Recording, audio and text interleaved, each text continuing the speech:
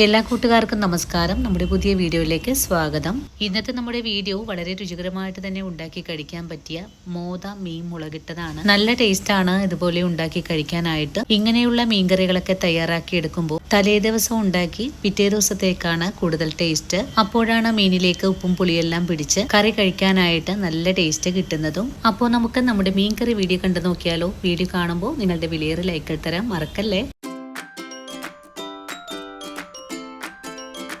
ഇനി നമുക്ക് മോദ മീൻ കറി തയ്യാറാക്കാൻ തുടങ്ങാം. ഇതിനായിട്ട് ഞാനിവിടെ 1 കിലോ അളവിലാണ് മീൻ കഴുകി വൃത്തിയാക്കി വെച്ചിട്ടുള്ളത്. ഇനി നമുക്ക് ഈ മീനൊന്ന് മാറ്റി വയ്ക്കാം. അതിനുശേഷം കറി തയ്യാറാക്കി എടുക്കാനുള്ള മൺചട്ടി അടുപ്പിലേക്ക് വെച്ച് കൊടുക്കണം.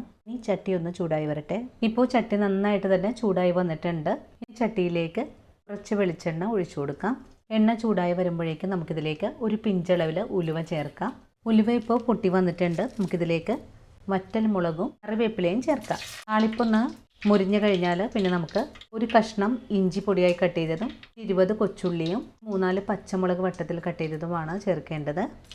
ആദ്യമേ ഇഞ്ചി ചേർക്കാം. ഇഞ്ചി ചേർത്ത് ഒന്ന് നന്നായിട്ട് വഴറ്റിയതിന് ശേഷം കട്ട് ചെയ്തെടുത്തിട്ടുള്ള കൊച്ചുള്ളി ചേർക്കാം.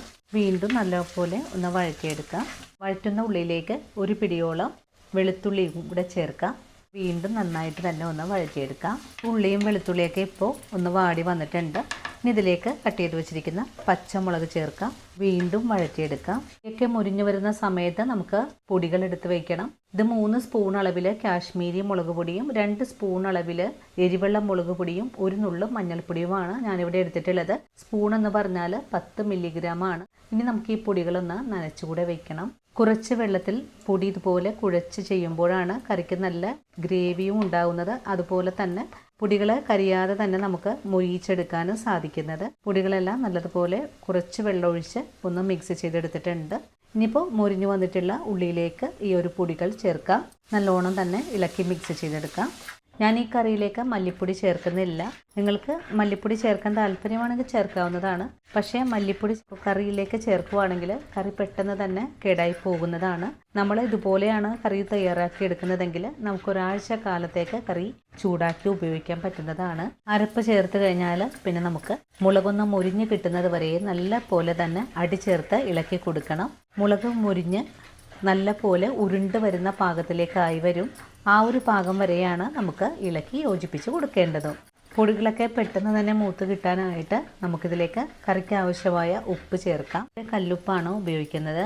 കല്ലുപ്പും കൂടി ചേർത്ത് വീണ്ടും ഇളക്കി യോജിപ്പിച്ച് കൊടുക്കാം. ഇപ്പോൾ നമ്മുടെ പൊടികളൊക്കെ നല്ല പോലെ തന്നെ മൂപ്പായി വന്നിട്ടുണ്ട്. ഇനി നമുക്കിതിലേക്ക് പുളിവെള്ളമാണ് ഒഴിച്ചു കൊടുക്കേണ്ടത്. ഞാനിവിടെ 4 കഷ്ണം കുടംപുളിയാണ് വെള്ളത്തിൽ നേരത്തെ തന്നെ കുതിർത്തിയെടുത്തിട്ടുള്ളത്. ഇനി നമുക്ക് ഈ പുളിവെള്ളം കറിയിലേക്ക് ചേർക്കാം. ഇനി നല്ലതുപോലെ ഇളക്കി ഒന്ന് യോജിപ്പിച്ച് കൊടുക്കാം. 250 മില്ലി അളവിൽ വെള്ളം ഒഴിച്ചു കൊടുത്തിട്ടുണ്ട്. പുളിവെള്ളം ചേർത്ത് കഴിഞ്ഞാൽ നല്ലതുപോലെ ഒന്ന് തിളച്ച് വരണം. ഇതുവരെ നമുക്കൊന്ന് തിളപ്പിച്ചെടുക്കാം. ഇപ്പോൾ ഒന്ന് തിളച്ച് തുടങ്ങിയിട്ടുണ്ട്. ഇനിയിപ്പോൾ എണ്ണയെല്ലാം നന്നായിട്ട് തെളിഞ്ഞ് വരുമ്പോഴേക്കും നമുക്കിതിലേക്ക് കുറച്ചുകൂടെ വെള്ളം ചേർത്ത് കൊടുക്കാം. ഇപ്പോൾ നല്ലതുപോലെ എണ്ണയെല്ലാം തെളിഞ്ഞ് നല്ല കുറുകിയ പാകത്തിലേക്കായി വന്നിട്ടുണ്ട്. ഇനി നമുക്കിതിലേക്ക് കുറച്ചുകൂടെ വെള്ളം ഒഴിച്ചു കൊടുക്കാം. വെള്ളം കൂടി ചേർത്ത് കഴിഞ്ഞാൽ ഒന്നുകൂടെ കറി ഒന്ന് തിളച്ച് വരട്ടെ. ഈ സമയത്ത് കറിയുടെ ഉപ്പും പുളിയൊക്കെ നമുക്ക് നോക്കാവുന്നതാണ്. ഉപ്പോ പുളിയോ ആവശ്യമാണെങ്കിൽ കുറച്ചുകൂടെ ചേർത്ത് കൊടുക്കാം. രണ്ടാമതും കറി നന്നായിട്ട് തന്നെ തിളച്ച് തുടങ്ങിയിട്ടുണ്ട്. ഇനിയിപ്പോൾ ഒരു 2-3 മിനിറ്റ് നേരത്തേക്ക് കറി ഒന്ന് മൂടി വെച്ച് നമുക്കൊന്ന് തിളപ്പിച്ചെടുക്കാം. ഇനി നമുക്ക് ഈ മൂടി ഒന്നും കൂടെ തുറന്ന് നോക്കാം. ഇപ്പോൾ നമ്മുടെ കറിക്ക് അത്യാവശ്യം നല്ല കൊഴുപ്പോട് കൂടിയുള്ള ചാറാണ് ഉള്ളത്. ഈ ഒരു സമയത്ത് നമുക്ക് കറിയിലേക്ക് മീൻ കഷ്ണങ്ങൾ ചേർക്കാം. മീനും കൂടി ചേർത്ത് കഴിഞ്ഞാൽ പിന്നെ ഒന്നുകൂടെ കഷ്ണങ്ങളൊന്ന് ഇതുപോലെ ഒന്ന് ഇളക്കി യോജിപ്പിച്ചതിന് ശേഷം ചാറിലേക്ക് കഷ്ണങ്ങളൊന്ന് മുക്കിയും കൂടെ വെച്ച് കൊടുക്കണം. വീണ്ടും മൂടി അടച്ച് ഫുൾ ഫ്ലെയിമിൽ ഒരു 2 മിനിറ്റ് നേരം ഒന്ന് തിളപ്പിച്ചെടുക്കാം. ഇപ്പോൾ 2 മിനിറ്റ് നേരം ഫുൾ ഫ്ലെയിമിൽ കറി തിളച്ചുകൊണ്ടിരിക്കുകയാണ്. ഇനി ഒന്നുകൂടെ അടിച്ചേർത്ത് ഇളക്കി കൊടുത്തതിന് ശേഷം ഫ്ലെയിം ഒന്ന് കുറച്ച് വെച്ച് കൊടുക്കാം. ഇനി ചെറിയ തീയിലിരുന്നാണ് കറി ഒന്നും കൂടെ തിളച്ച് വരേണ്ടത്. കഷ്ണങ്ങൾ തിളച്ച് കഴിഞ്ഞാൽ പിന്നെ നമ്മൾ ഇതുപോലെ തവിയിട്ട് ഇളക്കി കൊടുക്കരുത്. കഷ്ണങ്ങൾ പെട്ടെന്ന് പൊടിഞ്ഞു പോകാനൊക്കെ സാധ്യത കൂടുതലാണ്. ഇനി നമുക്ക് കറി ഒന്ന് മൂടി തുറന്ന് വെച്ചിട്ട് ഒരു 2 മിനിറ്റ് നേരം തിളപ്പിച്ചെടുക്കാം. കറി നല്ലപോലെ തിളച്ച് വരുന്ന സമയത്ത് നമുക്ക് ചട്ടി അതുപോലെ ഒന്ന് പിടിച്ച് ചുറ്റിച്ച് കൊടുക്കണം. ഇനി ചെറിയ തീയിൽ 2 മിനിറ്റ് നേരം മൂടി വെച്ച് നമുക്ക് ഒന്ന് തിളപ്പിച്ച് വറ്റിച്ചെടുക്കാം. നമ്മൾ മൂടി തുറന്ന് വെച്ചത് അധികമുള്ള ചാറൊന്ന് വറ്റി കിട്ടാനും വേണ്ടിയിട്ടാണ്. അങ്ങനെ 2 മിനിറ്റ് നേരം ചെറിയ തീയിൽ കറി തിളച്ച് വന്നിട്ടുണ്ടായിരുന്നു. കഷ്ണങ്ങൾ ഈ ഒരു സമയത്ത് നല്ല പോലെ തന്നെ വെന്തൊക്കെ വന്നിട്ടുണ്ട്. നമുക്ക് ഉടൻ തന്നെ ഫ്ലെയിം ഒന്ന് ഓഫ് ചെയ്ത് കൊടുക്കാം.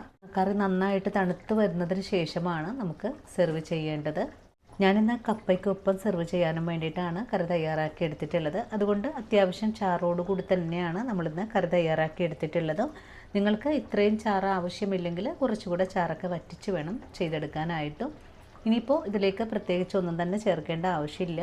നമുക്ക് ഉടൻ തന്നെ ഫ്ലെയിം ഒന്ന് ഓഫ് ചെയ്ത് കൊടുക്കാം. ഫ്ലെയിം ഓഫ് ചെയ്ത് കൊടുത്തതിന് ശേഷം നമുക്ക് കുറച്ച് കറിവേപ്പിലയും കൂടെ ചേർക്കാം.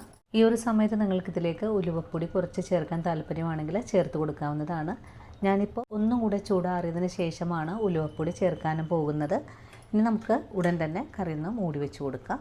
അങ്ങനെ നമ്മുടെ മീൻകറിയുടെ ചൂടൊക്കെ ആറി ഇതുപോലെ ഒന്ന് തണുത്ത് വന്നപ്പോഴേക്കും ഈ ഒരു രീതിയിലാണ് ആയി വന്നിട്ടുള്ളത്.